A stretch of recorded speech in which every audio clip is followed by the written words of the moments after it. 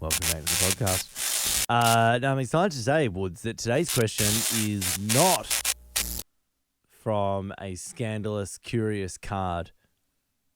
This is one of you guys asking us this question. Specifically, Michael. Big hello to Michael, who is an avid podcast listener. I haven't heard this yet. No, Michael was a huge fan of the short-lived podcast that we used to do called DILF Dilemmas. Yep. To really pull the curtain down, guys, we were doing this thing where we were solving parenting issues and stuff. From a dad's perspective, which we stuff. were like, great idea. Wow, this hasn't really been done in Australia yet. And then a very, very funny, brilliant, awesome guy did a dad podcast that was brilliant. Yeah. And ours wasn't really getting the clicks, and we just kind of we flew the white flag, and we were we're not saying he copied it, by the way. He was definitely recording before it was actually ours. It's just a shocking timing. Total coincidence. Yeah. On the same day. I mean, great minds think alike. I mean, if anything, I'm going to say it's a compliment for us because we were like, this is a great idea. Two young guys talking about dad issues. We were both young dads. Yeah. And then I think it was a news story about the fact that Hamish Blake had made a podcast called How Are the Dad's Dad? We're saying it. I've listened to all of it. It's brilliant. It's really good. Really good with stuff. really high-profile guests. Not to say ours wasn't great, but much better than ours. Like, so much better than ours. And I think, I don't think we even thought it. We were just like, no. We saw the story and we were just like, just delete all DILF Dilemmas. Pretty much happened. You know what we always I think said, we had a better name, though. That's the one thing we said. That's the one thing we said. We had him on the name, which was DILF Dilemmas. I've got his number.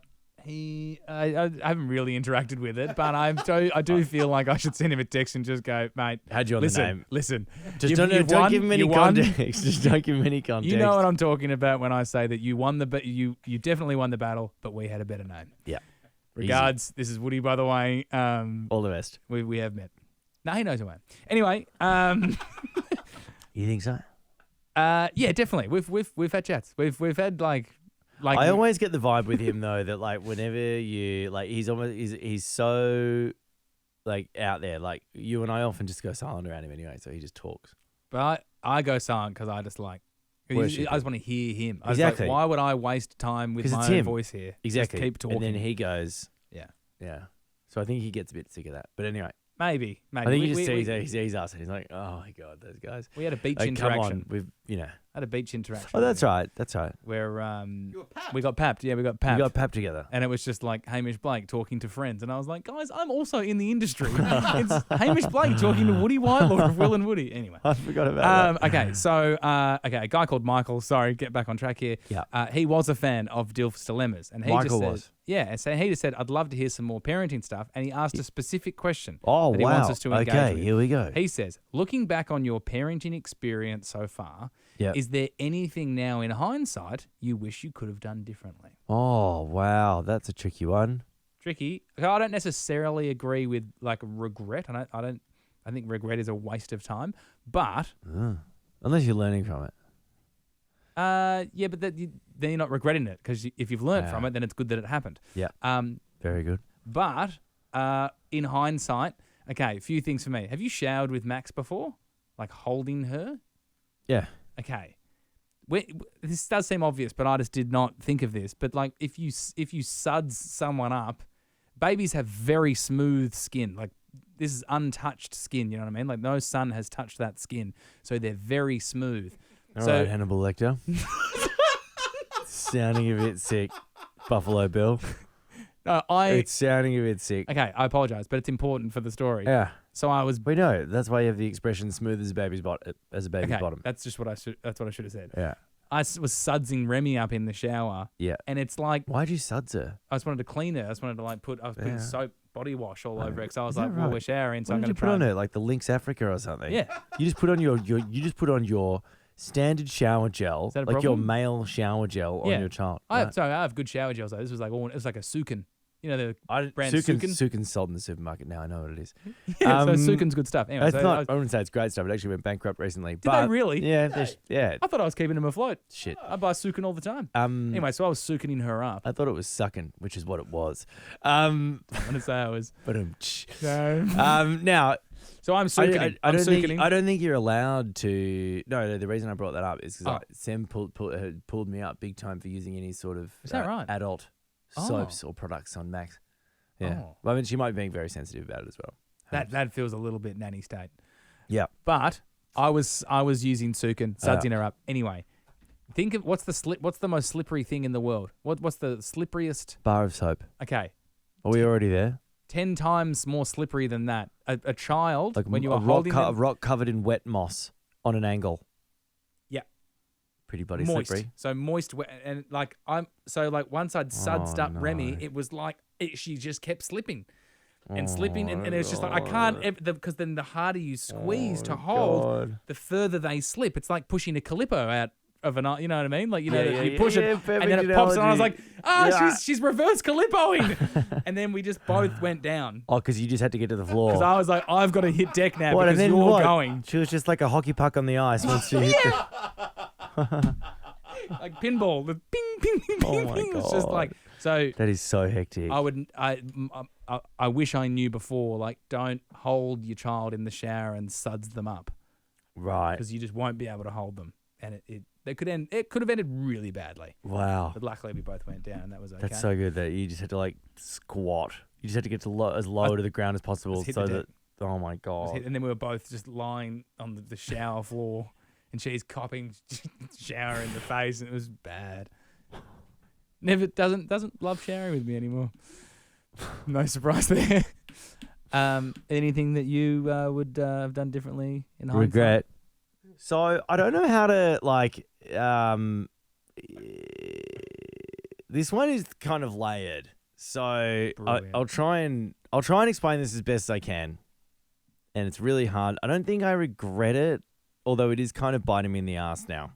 So I think that one of my least favorite qualities my least favorite relationship to watch between a child and their parent is when I see a child. Think about Veruca Salt in Charlie and the Chocolate Factory. Which one's she again? I want the goose, Daddy. Oh, yeah, sure. Yeah. Ungrateful, All right, demanding. How much for the goose? Like, yeah, exactly. Demanding, but then demanding to the point where as the father figure, you go, and it's largely dads, you go, I'll give you what you want. Yes, because you're my a bit little of a girl. tantrum going on here. Your daddy's little girl. Yeah. That's what it is. I'm wrapped around your little And the finger. reason I don't think I like that is because I feel like I grew up around a lot of daddy's little girls, and they sucked. Mm-hmm. Like just in the circle that I was hanging out in when I was a young teenager. Sure. And I like didn't want to do that. Mm-hmm. I didn't want to become that at all. Mm-hmm. And then what happened is, and I don't think this is.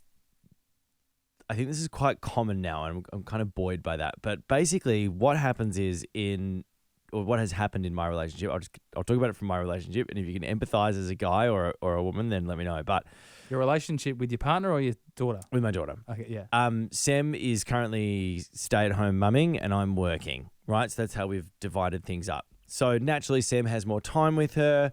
So when I get home, what I try and do is I try and compromise for being away, which means that I'm just like I'll just let herself throw. I'll throw myself at her. I'm like, what do you want to do? I'm happy to do whatever you want to do. We're doing a drawing outside. We can go play to. You can paint me. Often I get painted. Oh, I'm just lovely. like Paint me like one of your French girls. she does. Yeah. She covers me in paint. She loves painting me. Brilliant. Not like no. She doesn't do a painting of me. She's not Picasso. Oh, I know she just covers me in paint. I was expecting to come over and just see nude portraits of you, and I was like, Will, I think you're going to cut the making your daughter do just nude a finger portraits painting of you. Just a finger painting of a nude. What am I me. wearing tonight, Max? No, so she physically paints you. literally anything, and I'm like, I am up for it. And then when I have time with her, I overcompensate for not being there by being more Yes, man. emotionally available. Yeah. Yes, and which makes me a yes man and all these things. Yeah. And ironically, that has turned me into one of the guys who gives their little girls all they want.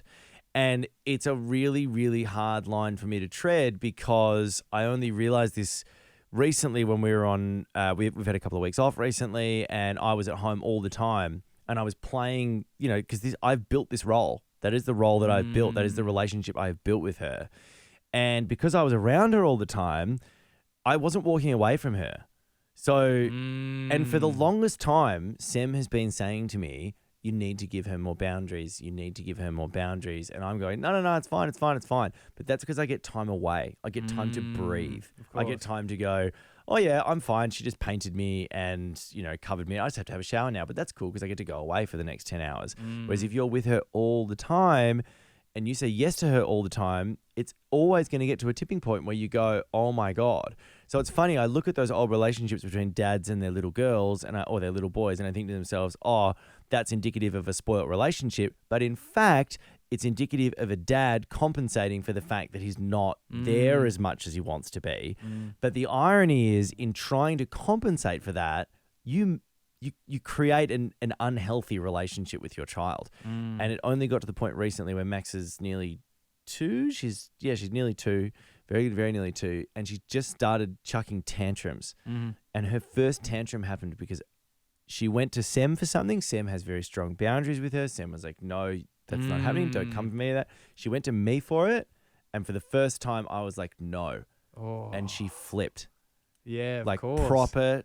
She hasn't had a tantrum yet. Not like this. You're proper, a good cop. You're a good cop. Proper toddler tantrum. Like stamping, like throwing herself on the floor, screaming inconsolably. And I was like, what have I done? And Sam was like, this is literally the first time that you're going, I'm not giving you what you want. And I need you to like hold fast here. Because if you go over there now and you say, whoa, it's okay, I'm giving you back what you want, this will perpetuate forever. And it makes it harder for her, by the way, because she's obviously set these boundaries for a good reason.